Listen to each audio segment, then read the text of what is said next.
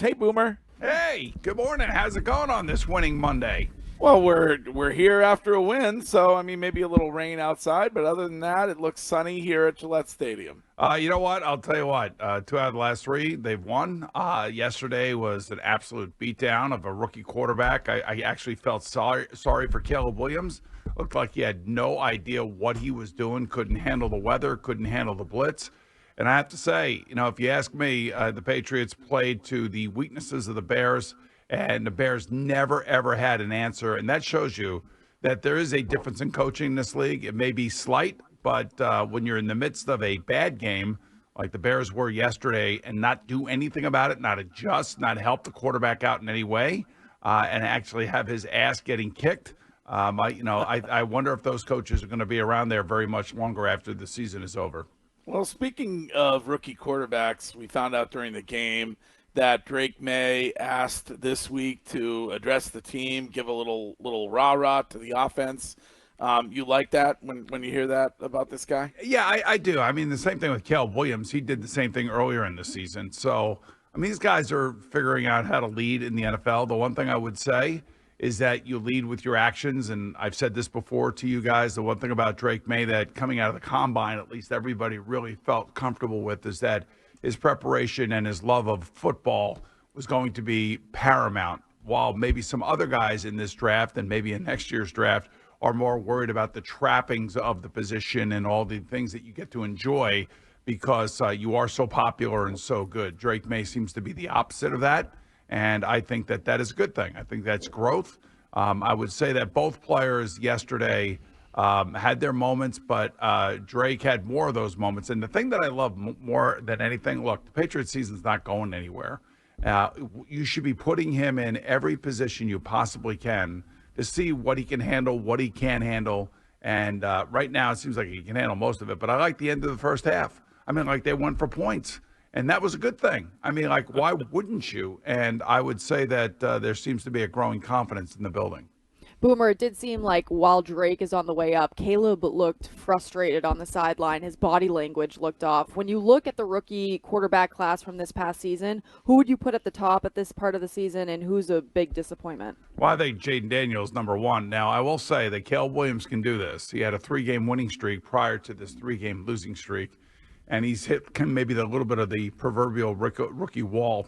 I think all three are going to be really good players for hopefully a long time. I really do. But right now I would have to say Jaden Daniels just simply because his team, is winning. And even though they lost yesterday at the end of the game to Pittsburgh, they're still very much in the mix for a playoff run. He probably will win Offensive Rookie of the Year. So I would have to say he would be number one. I would probably put Drake number two right now, just based on what we saw yesterday, and of course Caleb Williams is struggling mightily right now. Boomer, one of the things that when you look at Drake Maye that really impresses me is the fact that he's not a repeat offender when it comes to making mistakes. You played the position before. How difficult is it for you, as especially a young quarterback, to not get caught in the trap and be thinking about the mistake you just made that ultimately carries on to the next play and maybe the next play and the next play? Yeah, you got to have lizard skin. There's no question about it in a lot of ways. I mean, because of where we are now with social media and everything else, they have to deal with all of this outside criticism when they don't play well. This is a bust of a draft pick and so on and so forth. We didn't have to deal with that back in the day. So I would say from that standpoint, just watching him and understanding that, a bad play is going to be made, but he'll come back and he'll rectify that maybe on the next series or won't do the same mistake in the same game is a very, very key characteristic for all these quarterbacks. I'm watching guys yesterday that are going around, the wheel for the third time, like Sam Darnold, just still hasn't figured it out. I mean, like you thought maybe all of a sudden he was going to be the guy that was going to lead the Minnesota Vikings. Now, they won yesterday in what had to be the ugliest game by both teams, 12-7 against Jacksonville. But Sam has taken a major step back again. He threw 3 interceptions yesterday, and is the key to all these games is to limit your mistakes. So hopefully Drake has that thing inside of him that makes him aware of a mistake when it's made and makes him better because of it as opposed to worse because of it. Gerard Mayo will be with us in about an hour, a little over the midpoint of the season. What grade do you give him? Well, I think it started out great with the win at the Bengals, and then they got trapped in that whole, like, Drake Maye, should he play, shouldn't he play? And, of course, Jacoby Brissett, should he play, shouldn't he play? And I know what Gerard was trying to do. He was trying to get his team to keep these games close. If he had to draw up the perfect game plan to win a game, it would have been yesterday. A lot of emphasis on the running game, probably due in large part to the wind. It looked like it was pretty windy there. So I think the elements may have forced them into a certain type of offense. But I would say winning 2 out of those last 3 and keeping this team playing hard and in the midst of trades and young players trying to find their way, I'd probably give them an overall C+, because I think it's been more positive than negative, even though the record may not reflect that. Yeah, sign me up for a C+ anytime, Boomer. That's great. It takes time, man. I'm telling you, it just takes time. Believe me, we were F- about 2 weeks ago, so I'll take it. Yes. Speaking of F-, the Jets. I don't even know where you go from here.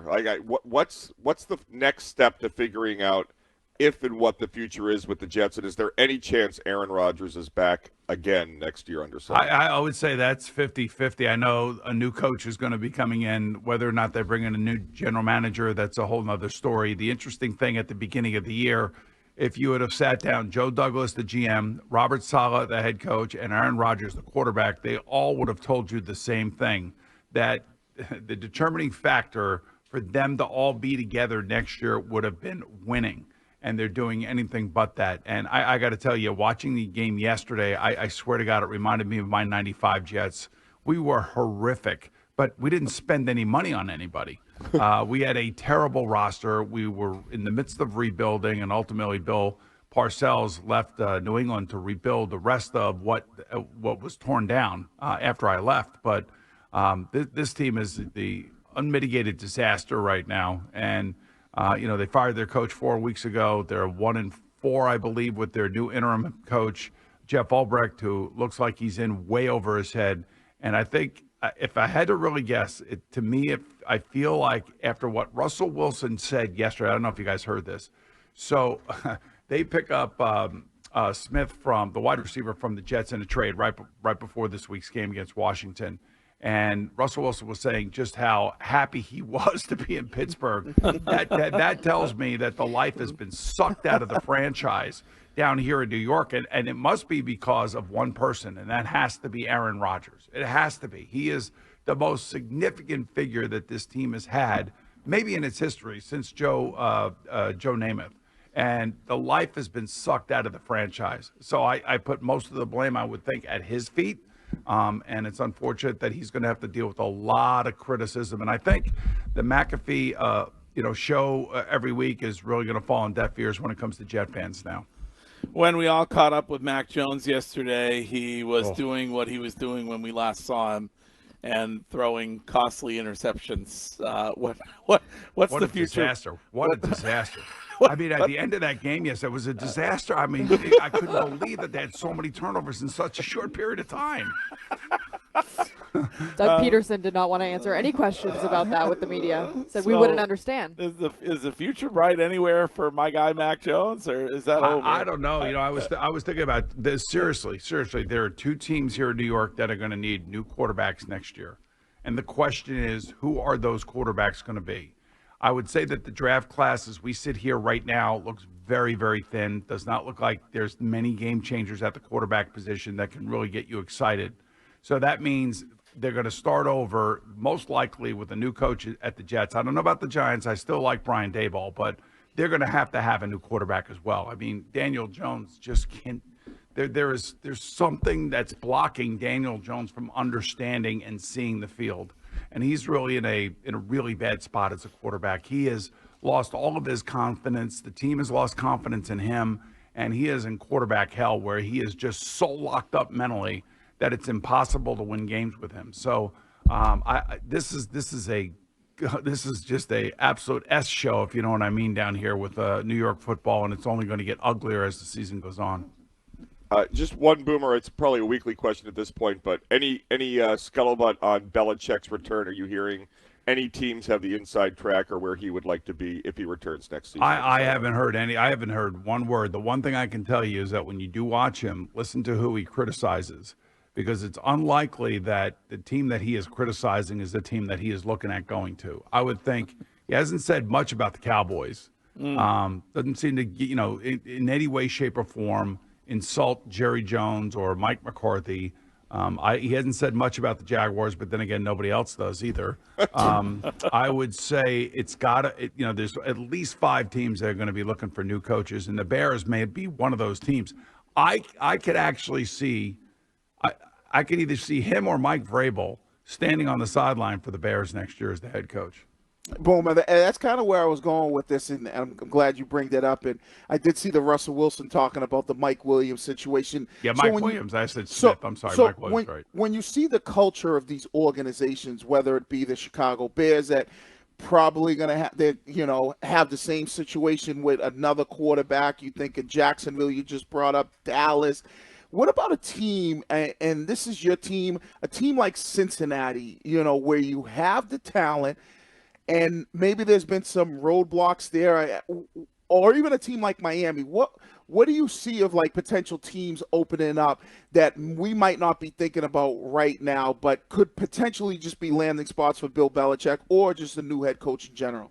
Yeah, I don't. The Bengals are an interesting deal. I played there for 10 years, Jermaine, and they just don't jump to reactionary conclusions by the fan base. The fan base, I know, is still upset. I think that they still feel like they have a legitimate chance at a wild card. So I don't see Bill Belichick going to work for Mike Brown. That's for sure. The Raiders are going to need a new coach. Jacksonville's going to want a new coach. I don't know if the Titans are going to be one and done with Callahan or not. Again, you're looking at Dallas. You're looking at New Orleans now is open. And, of course, you got the Giants hanging out there by a thread and the Jets. So there's going to be more than enough opportunity for Bill to get a new job. I think it's got to be the right job, meaning that they have to have a young quarterback that is in place that he believes that he could win with. I don't think, as much as he loves the Giants and the Mara family, it would be inheriting a mess. And I think that they would probably keep the general manager and fire the coach if they decided to do that. So I look at teams like the Chicago Bears, maybe.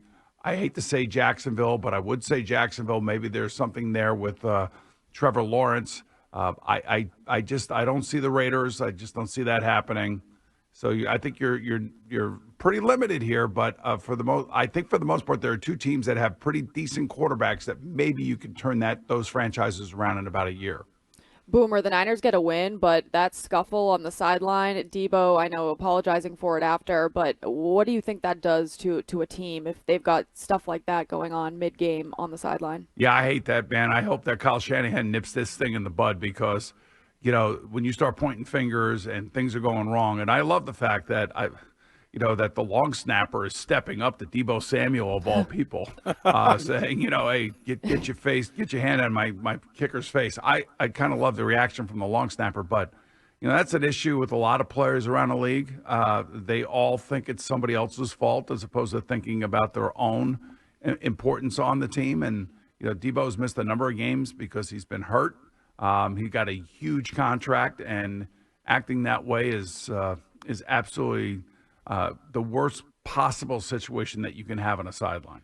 The question of the week for Boomer Esiason, presented by McFarland Energy, the region's most dependable provider of home heating oil delivery and expert HVAC services at McFarlandEnergy.com.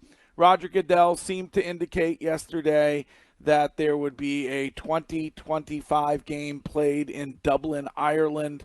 Are you a fan of Guinness or not, Boomer? I am a 100% fan of Guinness. As a matter of fact, I've visited the Guinness factory at least 3 times in my life. That's how much I love it. And the storehouse, that upstairs bar at the tippity top. It's unbelievable. Yeah. It's great. So I will say this: even though it was 2 bad teams in Germany, I mean, you cannot see just the euphoria and the excitement around American football overseas, especially in Europe. So I'm all for a game like that as long as Dublin's going to pay.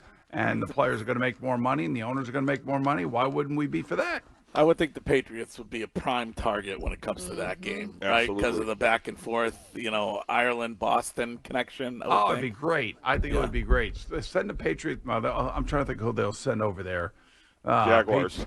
Jaguars, yeah. There you go. Patriots. The Jaguars. Steelers. Right. Yes, Patriots. Just let it be a Steelers. good The Rooney's, game. that would be great. Yeah, the the Rooney's very Steelers. good. Yes. Yeah. All right, Boomer. Thanks. We'll talk to you again next week. All right, guys. Have a good week.